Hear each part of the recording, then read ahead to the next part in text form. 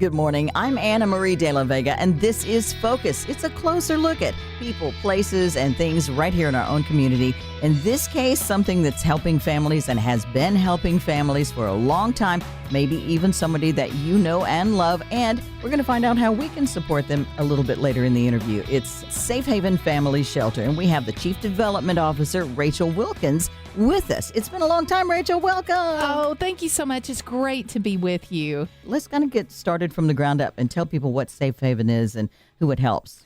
Safe Haven is in its 40th year as the premier shelter to housing program here in Middle Tennessee that accommodates families experiencing homelessness.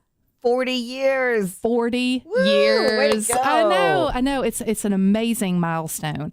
And so what Safe Haven does is that we accept couples with children, single parent families. We're one of the few resources for single fathers here in the community. Wow. Even multi-generational families, grandmother, aunts, uncles, with children up to 18 years of age. And what we do is we have shelter and housing programs that really support families on their journey home. And so through our shelter and housing programs, we can accommodate about 130 families at a time. Oh, my gosh. Yes. And then we can serve over 330 families annually. Mm-hmm. And so when families are with us, they receive workforce development, financial literacy, children's education and enrichment programs, intensive case management, and that really helps meet the families where they are. You know, really thinking about like, what do they need? What resources do they need in order to be successful in independence? And then the most important and the thing that we're focused on is assistance in obtaining and maintaining affordable housing. Oh, that's right. So you get them in and help them get stronger and get them into housing and help them keep that housing. Yes. Will you go into detail a little bit with some of the things that you help them with at Safe Haven Family Shelter? So let's walk through a scenario of a family that comes in. I didn't even think of multi-generational families. So what happens when they come in? I'll start just even with how they find us, Oh. because I'm sure a lot of listeners would love to know how does a family find Safe Haven? Mm-hmm. And so Safe Haven and some partner organizations several years ago implemented something called coordinated entry. Coordinated entry. Coordinated entry. So families in need can call one line for the city of Nashville. And what happens is that they are connected with an intake specialist. And that intake specialist can determine what resources has the family already accessed, what organization would be a best fit for them based on their needs. And what it does is really streamlines the process for families. Oh, wow. So they don't have to try and imagine all the people that possibly could help and dial. Absolutely. And years ago, before we had coordinated entry, people would call, hundreds of calls a day. And so can you imagine you're experiencing homelessness? Yeah. And then you're having to tell your story multiple times. Oh, my gosh. Yeah. So coordinated entry is where the family starts. And then Safe Haven actually provides 65% of the rapid rehousing services for the families that come off of the coordinated entry list. Now, can you tell me how they can find that one call that can help them get more information? Actually, I can give you the number. Okay. It's 615-862-6444 for families in need. Again, that number is 615-862-6444. Okay. And to just really talk about the need that exists here in Nashville, Anne-Marie, this is heartbreaking. There are over 400 families that are on that list seeking services in Nashville right now. 400 families. Just thinking about that tremendous need and thinking about family homelessness, a lot of people I don't think realize because it's not as visible. You don't see the whole family out somewhere in public. And so over the past, I would say 3 years, Safe Haven and other partner organizations have noticed such a dramatic increase, not only in requests for services, but requests for shelter. Safe Haven over COVID was able to build capacity with extended stay hotel partnerships. Oh, my. Yeah, so that helped us. We have a main shelter facility where we can serve 10 families. And with our extended stay hotel partnerships, we increased our shelter program to serve upwards of 30 to 40 families at a time. Oh my gosh. So we've been able to continue that great work Yeah. post-COVID. And also during COVID, we were able to work with a lot of community partners with our biggest partnership known as the Family Collective. Mm-hmm. And we increased our housing services, and it led to something that we can talk about a little bit later, known as the 100-Day Challenge. I really wanted to give you and your listeners a picture of the need that exists right here in our community and the impact that Safe Haven has in giving families a place to call home.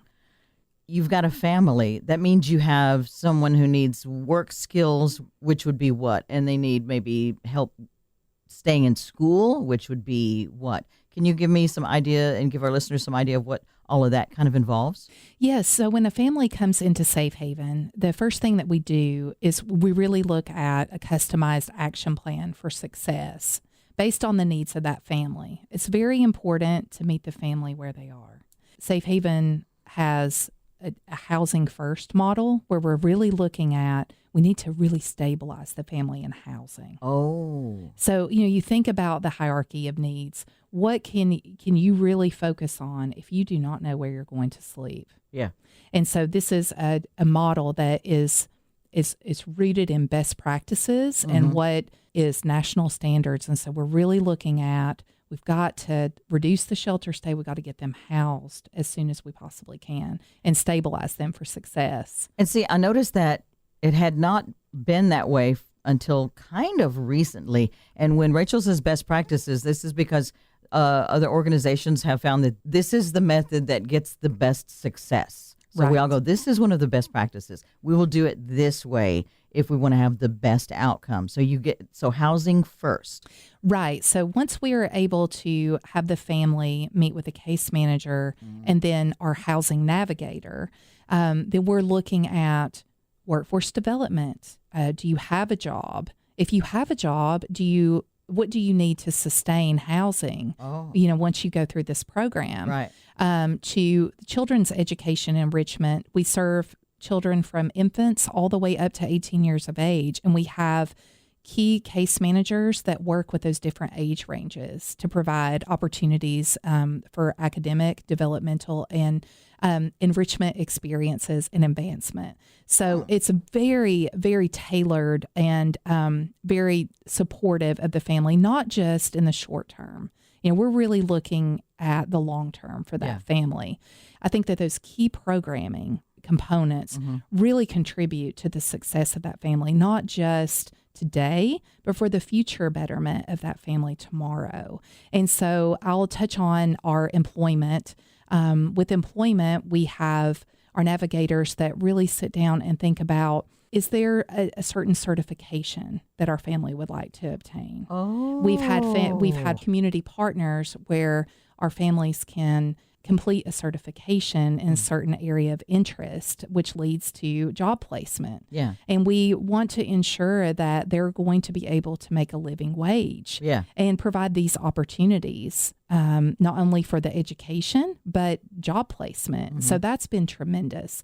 One of our former clients comes to mind where she completed a medical assistant program and then was able to go and be placed in a job. And it worked out just wonderfully. Yeah. And so we have so many stories like that. That's amazing. Yeah. And so in addition to the certifications, we also work with them on interviewing skills, resume writing, an interview outfit, so all of those pieces are included in our employment navigation.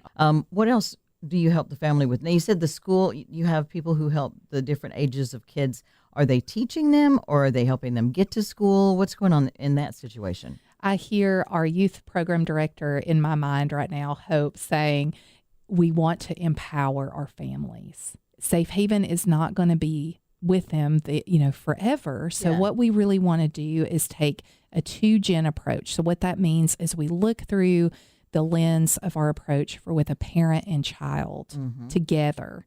And so, for instance, with our pre-K ages, we have a specialist that works with our parents on, okay, if it's an infant, and toddler age to really evaluate where they are in terms of developmental milestones. Oh. And so it may say, okay, they're at X months of age and they should be rolling over. If they're not rolling over, here's some techniques. Here are some Wow. things to consider. Yeah.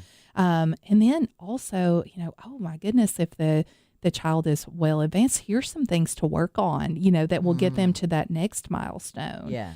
We also have curriculum designed to support those parents as well, and some items that they can take with them to, like an activity map where it would promote development in the future. Yeah. And so we also, for the smaller children and school age, we have something that we are all very passionate about, which is our literacy initiative.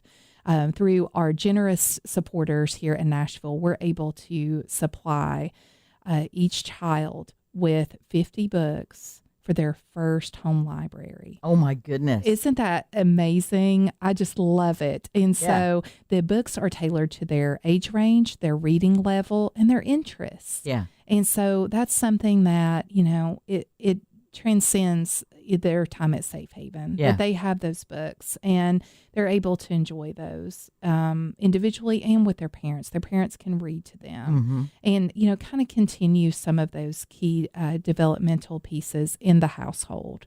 And again, if a parent has been struggling, they may not have had time to or money to build that little child's home library or time to read to them, but they get, like I said, a little breathing space. Right. A little breathing room to figure things out and figure out how to work that in and how to make it work in their lives. I like that a lot.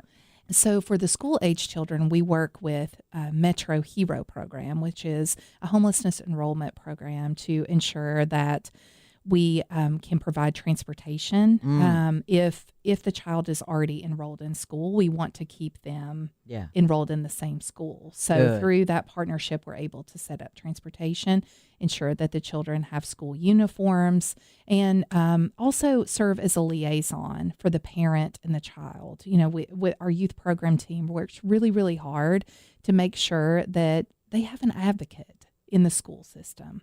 And so that partnership is just really, really wonderful. And we also have academic assessments that for participating families, the child can go through and complete these assessments, which can help identify needs and gifts that the child has. And also, thinking about the fact that maybe our children have moved schools. Some children move schools 5 and 6 times when they are displaced. When they are facing and experiencing homelessness. Yeah. So can you imagine? It's so hard I think our listeners can attest to this, that it's very difficult just to keep up with the pace, for schoolwork and everything. So you can imagine children can fall behind academically. And so we really want to wrap our arms around those families and ensure that we can empower them for future success in school. I noticed you said 2 generations, a 2-generational approach. Yeah. So it seems like the parents benefit from the child having help with their education, as well as the parents getting help learning more about how to stay in the workforce. And then, as we're going to talk here in a second, about moving into a home and keeping that home and keeping the job. Yes. So it's like the parents also get continuing education, basically. Yes, absolutely. Got the kids taken care of. And you said to have a liaison. So what does a liaison do? What do they talk about? Our youth program team members serve as liaison for the student in the sense that they're ensuring that the teacher knows what's happening, like what their situation is.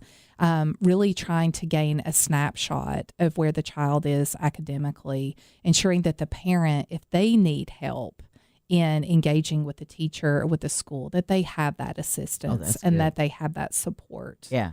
So how do we keep moving them toward being in their own home and keeping their own home?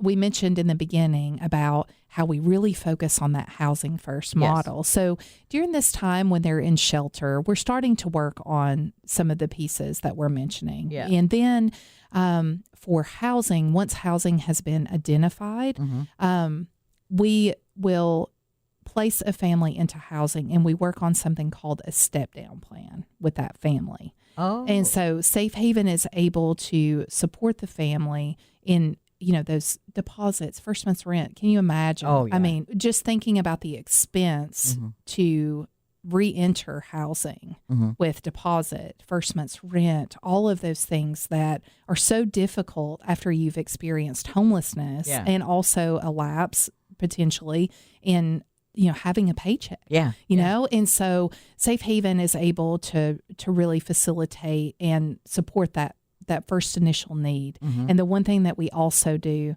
is we provide in-kind items for that family. And so in-kind items are donations of dishes, of bedding, of pillows, of all those things that you make a home. Yeah. And that can also be a drain on resources. Oh, heck yeah. And so for our listeners, that's a definite need for them to become involved, is helping us with welcome home kits, hosting donation drives. Oh, wow. Yeah. So I know that a lot of listeners out there may think of a faith community or civic group that they're a part of, or even their corporation, their work, where they're really looking for a way to give back. So that's a perfect opportunity to support a family. And what a better feeling knowing that you provided bedding for a child to sleep their first night in their own home. Oh, wow. Or their first meal at a table, that those dishes were provided by you.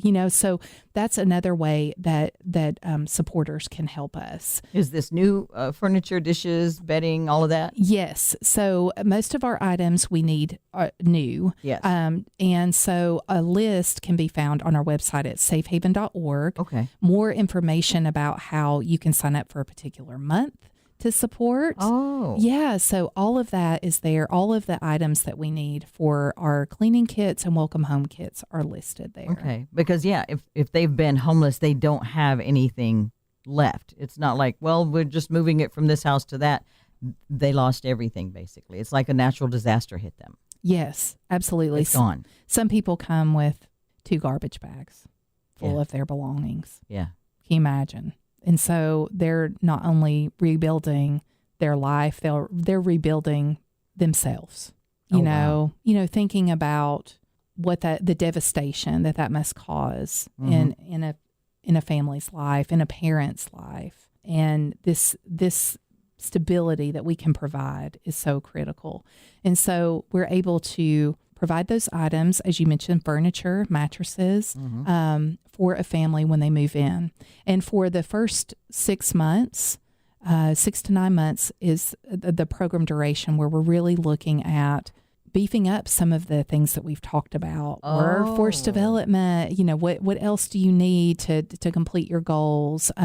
Financial literacy. Let's look at budgeting and what does this look like?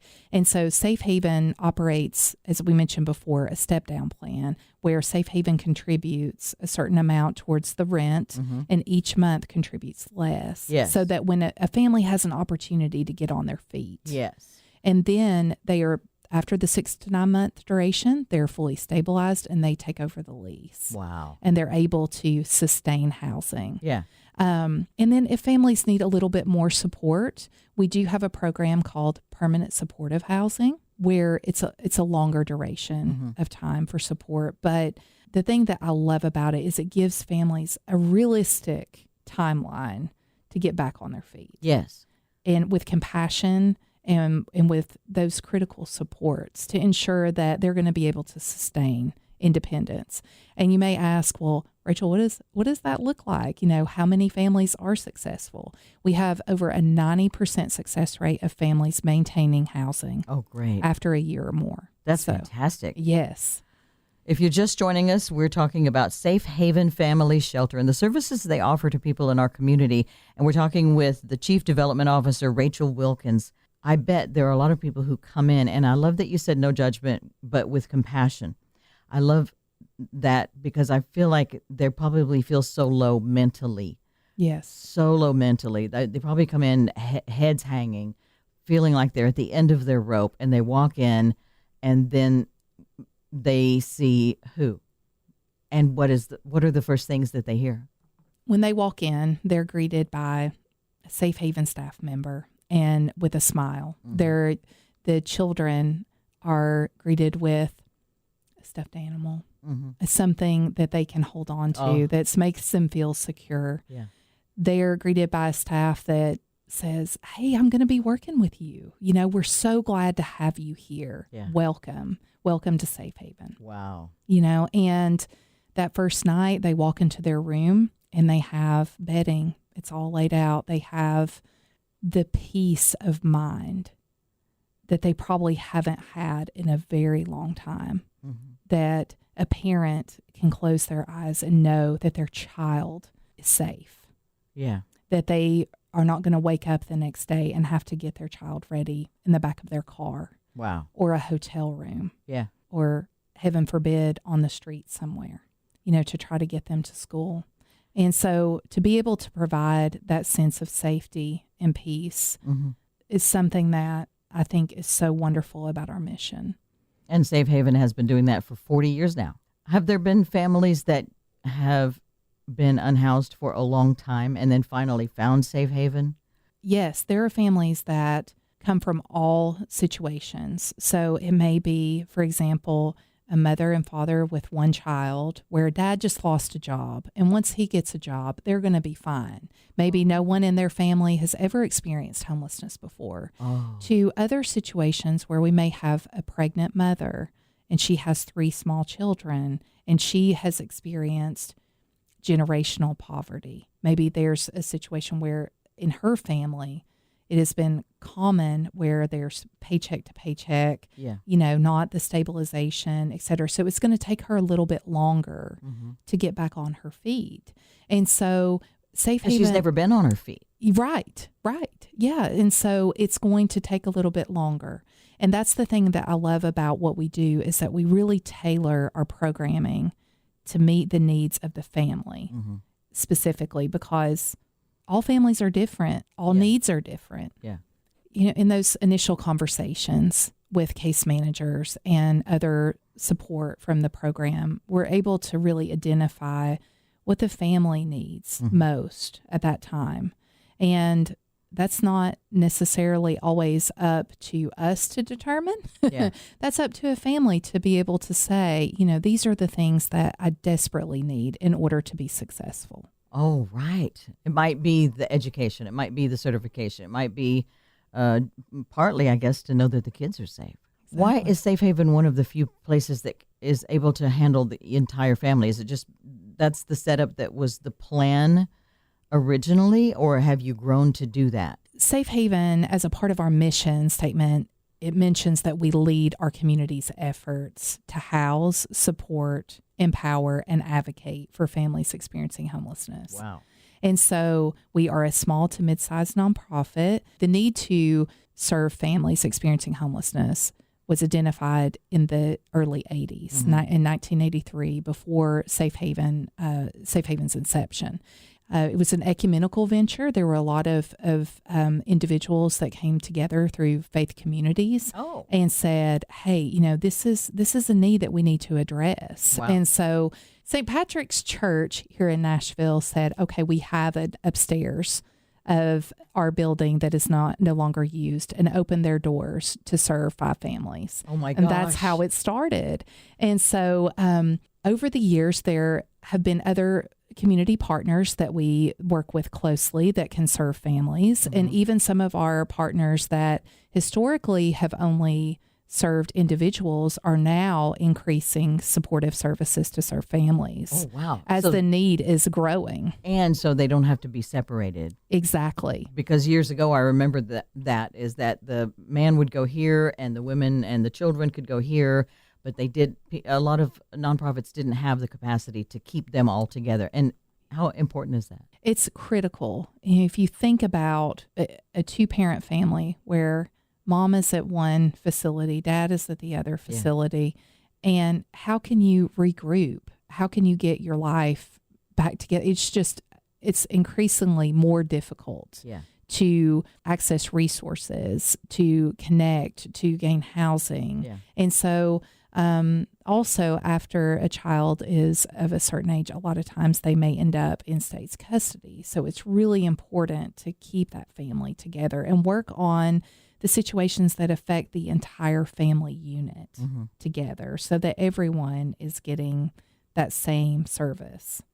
Do you find that sometimes families come in with kind of emotional trauma, and maybe the kids come in and they have behavioral issues because they have had such a struggle and they haven't had that steady, solid, here's how we can do it to make it work kind of atmosphere or environment in their lives? Yes, absolutely. If I put myself in the shoes of a parent and I think about not being able to provide a roof over my child's head, I mean, it makes me, like right now, get teary and think about how can you navigate your daily life when you're just thinking about the next step, the next meal, where are we going to sleep tonight? Yeah. How can I get money? What am I going to do? What am I going to do? And I can see how it must feel hopeless. Hopeless. When you get to that point where you don't know where to turn. How can we get involved with Safe Haven? How can we support? How can we help? Bet you have a million ways. Let's hear some of them, because this is a wonderful thing that you guys are doing. It's a great mission. And I think there are a lot of people who would like to get behind it and support Safe Haven Family Shelter's mission. What can we do? Okay. Are y'all ready? Okay. There's so many ways that people can get involved, especially as we round the corner in the fall into the holiday season. So one of the ways that is coming up that's a lot of fun is our 20th annual hike for Safe Haven. And so this is held out at Percy Warner Park. It's a family-friendly event, dog-friendly. I'm telling you, we do always have a contest for the cutest dog and things like that. Stroller friendly. So, Anna Marie, when I say hike, I'm not taking you out to the side of Mount Kilimanjaro. We're just going on a paved trail at Percy Warner. Yeah. And we have all kinds of activities for kids. We have a climbing wall, bounce house, all kinds of neat and fun community partner vendors that come out.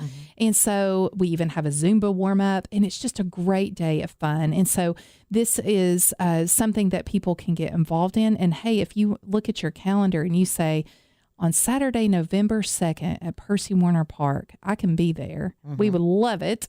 But if you can't, you can also still participate. You can hike your way. And so we started doing this when we had to have a virtual event. And it's been wonderful because people can participate and hike leading up to that week. Or I even roped in my tour guide from Morocco to hike for Safe Haven and do a social media video. So no one is safe. Everybody can do one. So we're doing a video for social media, but what that's doing is spreading the word about Safe Haven. Right. We can just make a donation because it's hard to hit up my friends for money. Yes. But I can just make a donation, 20, 30, 40, 50 bucks. And then I still do the walk and the video to remind people this is important and this is why I'm supporting it. Yes. So what you can do is actually you can register as an individual or you can build a team.